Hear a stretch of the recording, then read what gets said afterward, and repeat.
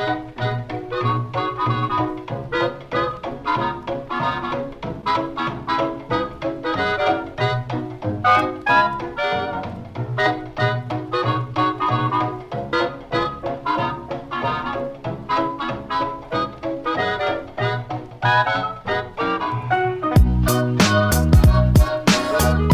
this is Aaron Jerome with another video, this time on universal logic gates.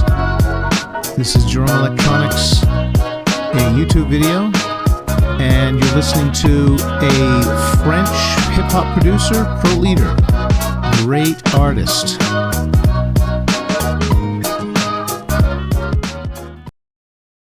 This is one of the worksheets that they will need. This is actually three worksheets, split it up amongst 3 students. We'll also be working on this worksheet a little bit later on, and that'll make sense once we get there. We have been using a logic method called AOI. AOI stands for AND, OR, and inverter. That is the name of the 3 gates we've been using to make most of our logic circuits so far. So, of course, you know that this is a NOT gate, but we need to be careful not to call the triangle the NOT gate. Really, it's just the little bubble that's the NOT gate. The triangle, it's my guess that they put a buffer with most of the AOI inverter gates, but this is the NOT, the 04, and if you think about it, it's just a little bubble. That's all it is.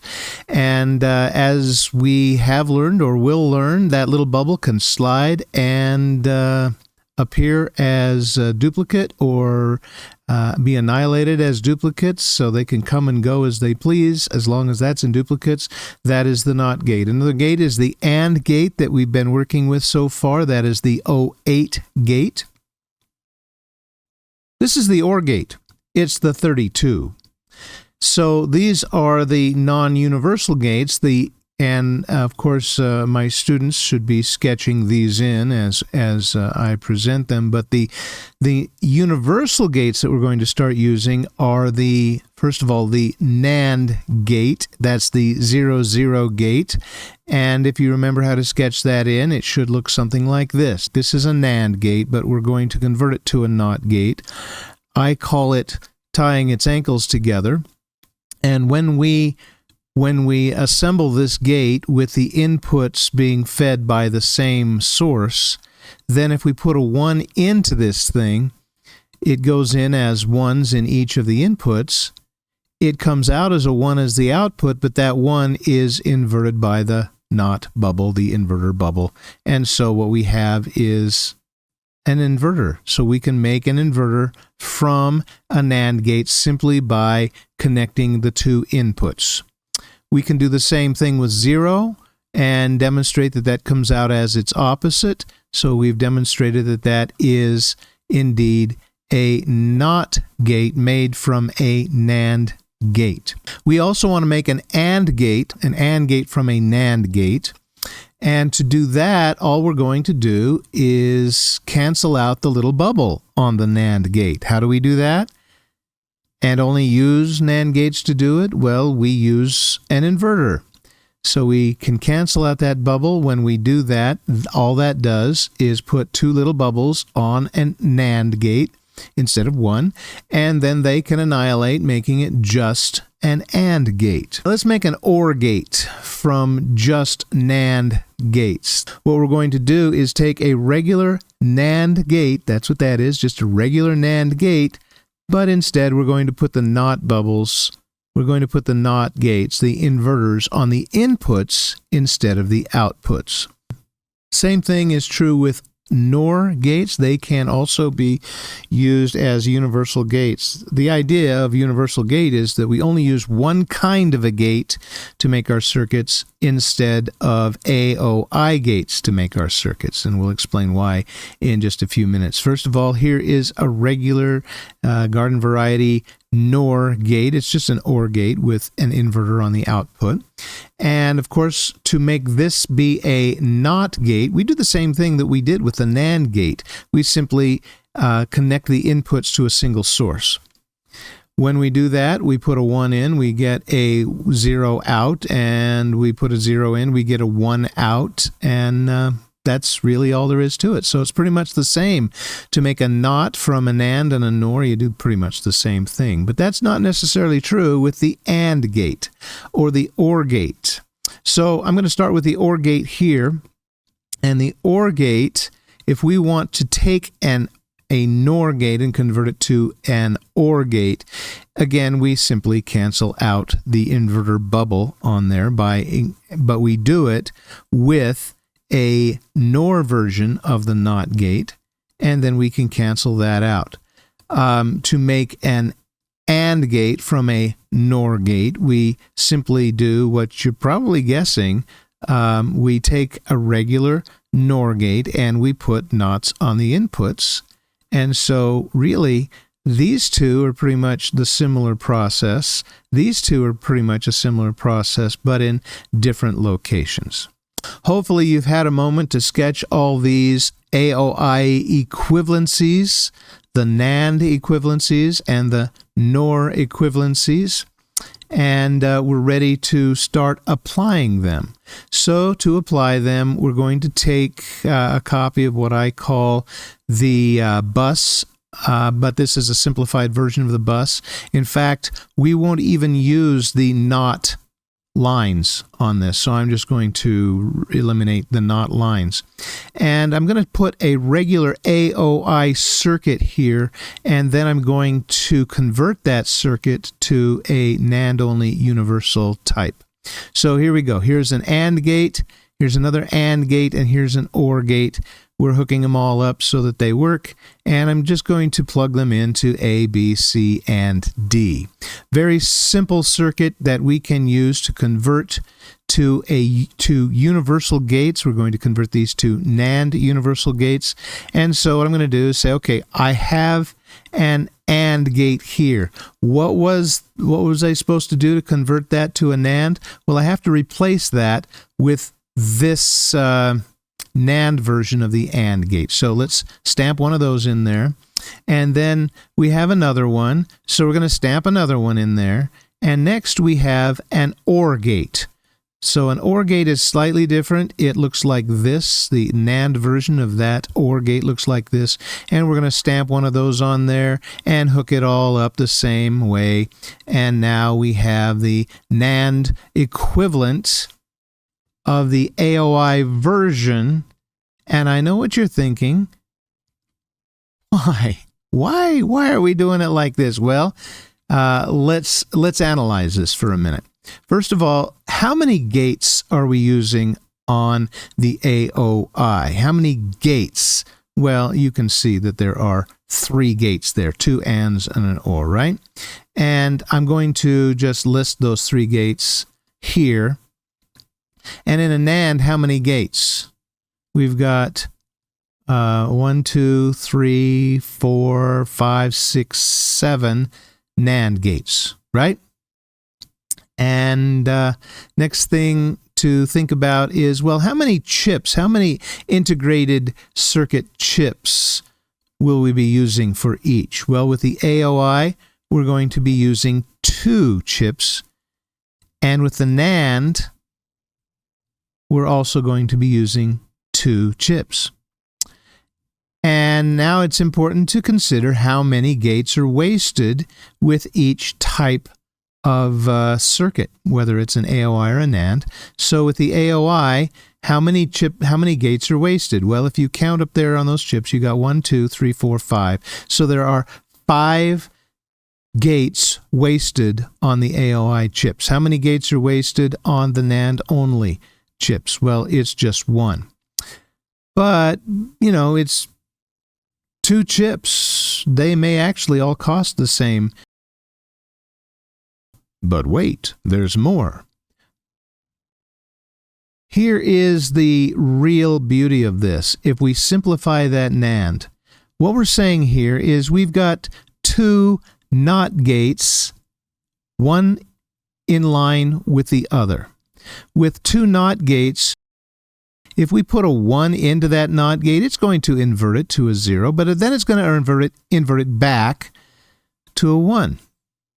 So really, that's the same thing as, why use gates? Why not just put a wire there? And we've got another one there. So when we assemble these universal gates and we have occurrences of double knots, we can eliminate those double knots to make a more simplified circuit. And so now when we look at this, after it's been simplified, how many gates do we have? 3, the same as AOI's. How many chips are we using? Just 1 this time. How many wasted gates? Just 1. So you can see why it is such a great idea to use universal gates if we can reduce the amount of hardware that we're using. So that's the real benefit. NAND gates, by the way, are best for the circuit types that we use most often.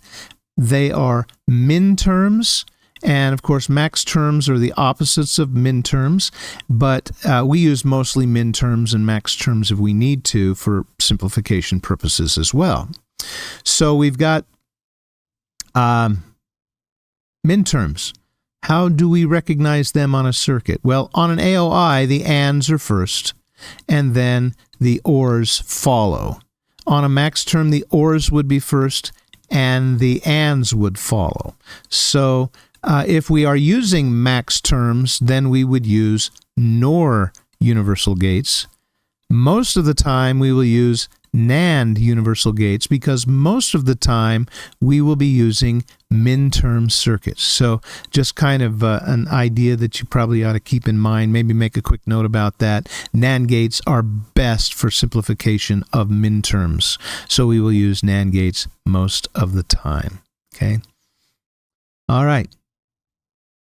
So let's get the homework out and give it a try. You've got your homework paper. If you're my students, you can also make a copy of this slide or the first slide or whatever. And so I'm just going to rotate it so that we can see it a little easier. This is the circuit. It's a little more complex than the previous one. This is the circuit AB plus BC plus CD. For students who like to work ahead of me, we're going to replace each one of these AND gates and OR gates with their universal NAND gates. We're going to resketch that circuit below this one, and then you'll see that there are double NOT gates. Resketch the circuit below again to show that the double NOT gates have been inverted and that the circuit has been reduced as far as possible. Okay. So we're going to convert this AOI circuit to a NAND-only circuit. You will sketch that in and if you get stuck, just follow along. Pause the video if you need a little more time to do something. Okay, so here we go. We're going to convert this, and so we're going to need our chart. And we've got an AND gate here. An AND gate is there on the chart, and its equivalent NAND version is there. So we're going to put a NAND version of an AND gate there. Looks like we're going to need... I'm going to hook it up first. Okay, so it looks like I'm going to need another one. There it is. And hook it up just like above. And I need another one and hook it up just like above. Okay. Next, we're going to need an OR gate. In fact, we've got nested OR gates here, but we won't nest them, or we won't use multiple input OR gates. We will continue to nest them. So we're going to need 2 of these NAND equivalents of NOR gates nested together. So there's one, and we're hooking that up real fast. And to save space on the screen, I've sort of moved it up a little bit. And going to need another one of those. There's another one there, put another one there, and they're nested. So the output of the first one is going to be plugged into the input of the next one. And then we've got a space for that last AND gate, nor a NAND equivalent of an AND gate to plug in. And we have now equivalent gates. And if we were doing this on a real simulator, we would see that these two function the same. They serve the same purpose. They do the same thing. Okay? But now we're going to go through and we're going to, for you should sketch another circuit below where the double knots are eliminated. Since I can animate this, I'm going to eliminate the double knots in the circuit that I'm working on. So there's a set of double knots there. Those double knots can be eliminated and replaced with just a wire. And there's another one there. Eliminate those, replace them with just a wire. And we do have 1/3 set of double knots here. I'm going to eliminate those and replace them with just a single wire. Okay, so now all I'm doing here is just reducing the amount of the length of the red lines. I call that making it elegant. I've also violated a rule of elegance that my students will pick up on. I don't like diagonal. Net is a word for wire, is a word for conductor. Net is just another word that we use for it. So we reduce the net as far as possible. Mine are diagonal wires, which I generally don't allow, but I think it's actually illustrated better by using them here. And eventually, we all fail to keep that rule, and if we're making really big circuits, we'd probably make all kinds of different shapes of wires.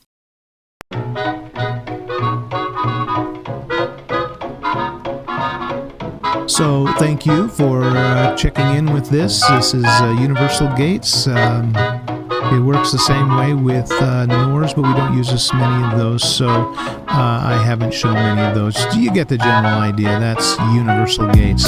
Thank you for watching. This is Aaron Jerome at Jerome Electronics. We'll talk to you next time.